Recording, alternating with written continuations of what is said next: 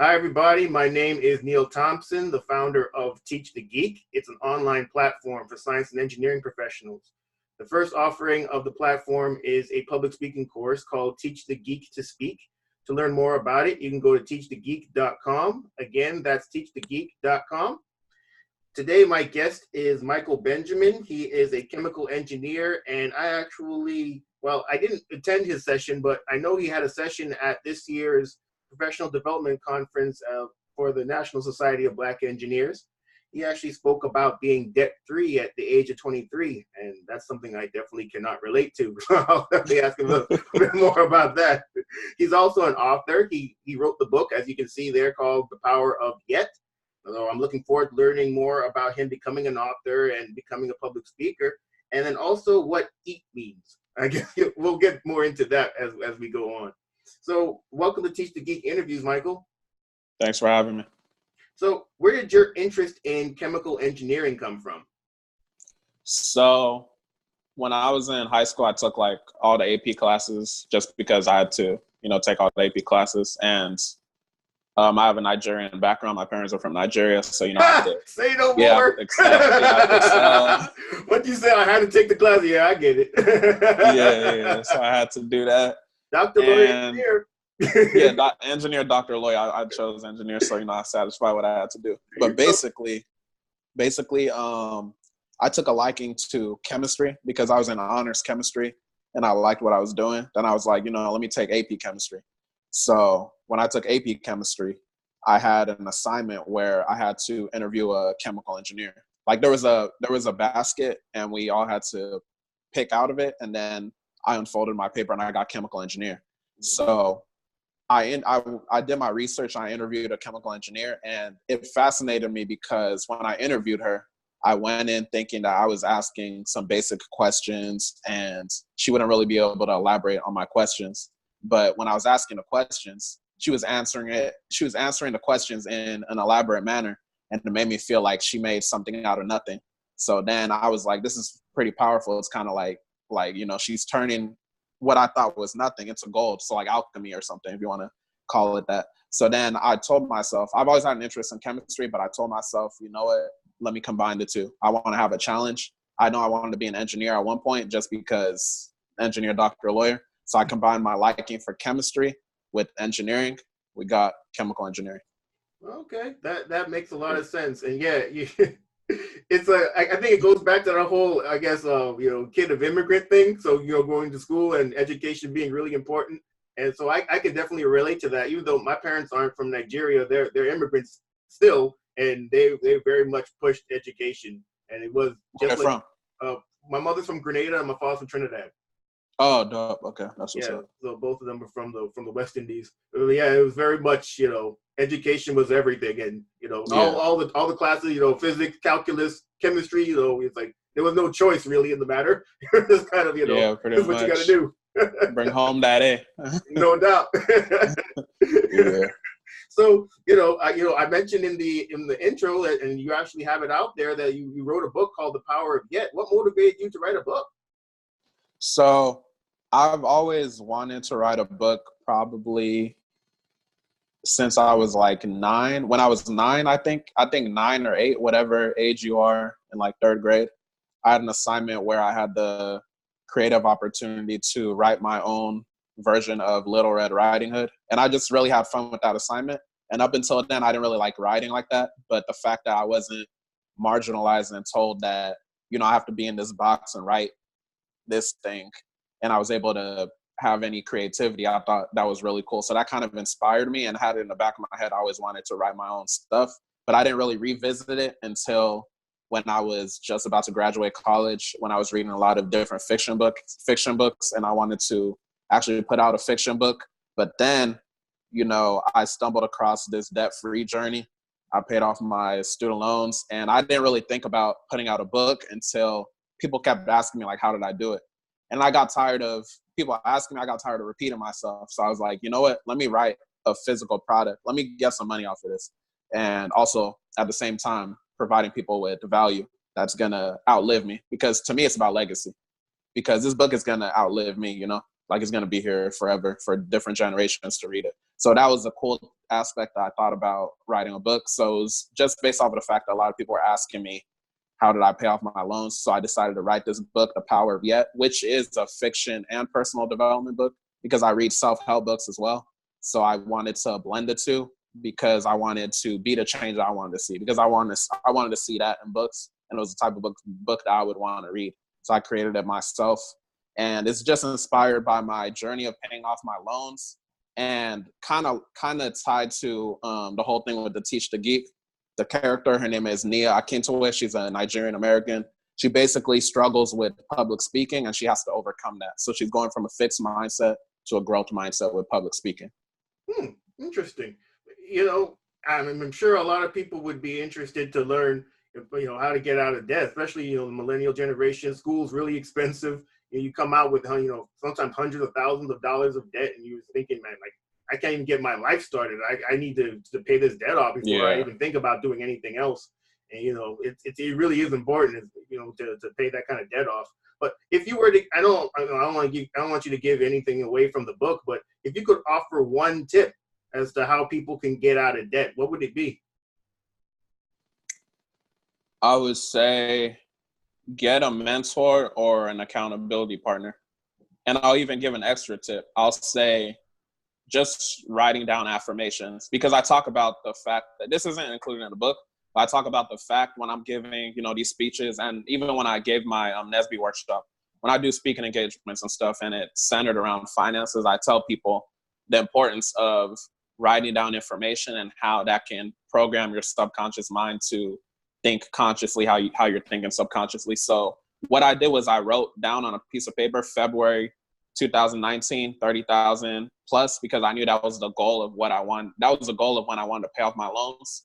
I wrote it down, I folded it, I kept it in my wallet, I looked at it every day. So it programmed in my mind that I have to keep going even when I wanted to quit.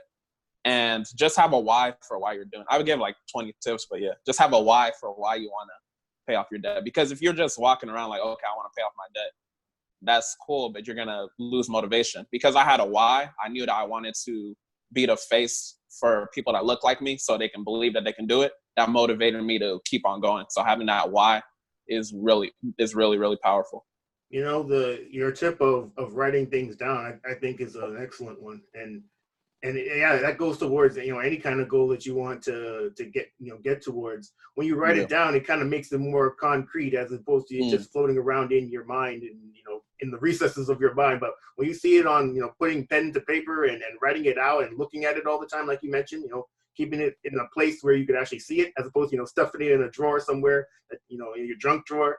Or, you know, putting in your wallet, like something you open every day, I would think, or maybe even hang it up on your wall or something like that, so you stare at it all the time. Oh man, that's painful. Well, you got to do what you got to do. Yeah, you got to do what you got to do for sure. Yeah, that's an excellent point. And so, you know, we're connected on LinkedIn, and often on Mondays I see your post saying "Let's eat," and I'm almost curious to what does "eat" mean?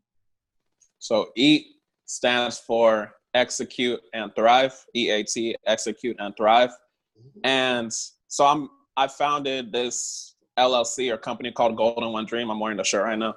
The acronym is God. And basically with the whole Golden One Dream, the whole mission is to believe, plan, and execute. So I tell people to divide things into the spiritual phase, the mental phase, and the physical phase. So belief is obviously the spiritual phase. If you don't have a faith, at least believing in yourself, because if you don't believe in yourself, why should anyone believe in you? The spiritual, that's a spiritual. The mental is plan. So having a plan. For example, if we're talking about my student loans, you know, I believed in myself, and then I had a plan. I wrote down what I was going to do. I had my budget. So having your plan, because if you fail to plan, you're planning to fail essentially in certain situations. And then execute, that goes to the eat aspect. You have to physically do it. That's a physical aspect. Eat, execute, and thrive. So when you do, you'll succeed. And I liken it to, that's why I have that phrase, let's eat, because, you know, people like eating lobster, steak, shrimp, and all that. So I just wanted to make it something relatable to what people can actually do. I say 99% of people think, while 1% of people actually do. So I'm just trying to make that 99% 98% and 2% doers. And that's my whole purpose with the whole let's eat movement. You know what? You're absolutely right. It's easy, it can be very easy to think of stuff, but when Yeah. it comes down to the doing, that's when the rubber meets the road. So yeah, Mm. I really like that acronym, execute and thrive. That's cool. Thank you. Yeah. So I also mentioned during the intro that I know that you gave a presentation at PDC for NESB earlier this year. So obviously you do speaking engagements. Is public speaking something you've always been good at? And if not, what have you done to get better at it? All right, so let me give a little quick story about myself. So when I was like in preschool, I had a huge issue because my teachers, they would be calling on me to speak, and I would just look at them, blank stares. I wouldn't say anything because I was like living in fear of speaking. I was living in fear that what I was going to say wouldn't make sense. I just felt like I didn't belong in the space that I was in when I was in preschool. So it got really bad to the point that my my teachers, they damn near said, "Oh, no, yeah, but we can cuss and stuff. Yeah, no We good? problem. Okay, yeah, they damn near said, Damn cool. I just want to make sure. I don't know, we got like 5-year-old kids watching this, but No, I'm sure they've heard damn from their mother and father before. Yeah, exactly. very All cool. right, so yeah, so they pretty much, the teachers, they almost put me in special education classes. That's what they were recommending because I wasn't saying anything, but I knew in my head that there was nothing wrong with me. This is why when I'm speaking, I talk about self-awareness. I have self-awareness that there was nothing wrong with me. So it got to the point that they went to my house when I was just chilling, being myself, and they wanted to analyze how I interacted around my family. So they saw it was like normal and stuff, but they still had it in the back of their mind that they wanted to put me in special education classes. And then I had an aunt that was kind of like a mentor to me. She came through and was trying to like fight the school, telling them that, I don't need to be in special education classes. There's nothing wrong with me. That's why I talk about mentorship so much, because it really helped me with my life, because that's what helped me get out of that situation. That's why I talk about mentorship and the power of yet. That's why I made the whole situation with Nia, the character, her fear of public speaking, because, I had that when I was really young. And then fast forward, I became the president of my NESB chapter in college. So NESB, National Society of Black Engineers. I became the president of my chapter in college. And that was where I had to give like a lot of speeches. But the way that I got out of that rut of living in fear of speaking and then getting out of it, it just goes back to the whole EAT thing. Like I literally just did it. It was hard at first, but I just put myself in situations to where I had to speak. If we had like a class project in middle school or high school, I would volunteer first. You know what I'm saying? So I would just take that action immediately. So that's why that's why it's so important. And that's why there's 99% of people that think about it, but 1% are actually doing. So I operated like the 1% for me to be able to get out of that rut of public speaking. I kept doing it, and I realized it wasn't as bad. I eventually ran for the NESB presidency in college, and then I'm the current president of my professionals chapter as well. So I just continued putting myself in positions of leadership, as well as where I had to put myself in positions of where I had to speak. So I went from a fixed mindset with speaking to a growth mindset. So going back to the story as well. Wow. You know what? And then a lot of times when it comes to, getting stuff done that's really important, you're right. You just kind of have to put yourself in those kind of positions. So, when you're your chapter president, in school and then also professionally, well, you're going to have to speak. People are going to want to know what you have to say. And exactly. kind of you force yourself to do it, then you end up, you rise to the occasion. So, when it comes to public speaking, I'm always curious to learn if people have a process when it comes to putting together the presentations. If you have one, what is it? So my process, I definitely plan it out, but I don't do rote memorization. I just have certain keywords in my head, and then I just go based off of that. So by doing that, not every presentation is going to be the same, because depending on the presentation, I might have something different to say about it. So for example, I might just have keywords in my head. I might say in my head, growth mindset. Okay, let me talk about growth mindset. The difference between growth mindset and fixed mindset. Growth mindset person knows that they can grow and where they're at mentally. I might say in a different presentation, growth mindset person knows who they are. You know what I'm saying? I just have keywords in my head that trigger certain things. So growth mindset, fixed mindset, the power of yet. I might say maximizing security. So certain keywords that I memorize, but it's not like rote memorization. So I do it that way. And then with that's just with like generally just speaking, but stuff like my presentation in PDC, Professional Development Conference, and NSB, stuff like that, where I have like a PowerPoint and stuff. It's also, I guess, the titles and keywords. So I try to get away from rote memorization. So it's like, I guess it's like half memorization and half like freestyling, just depending on how I'm feeling on that given day.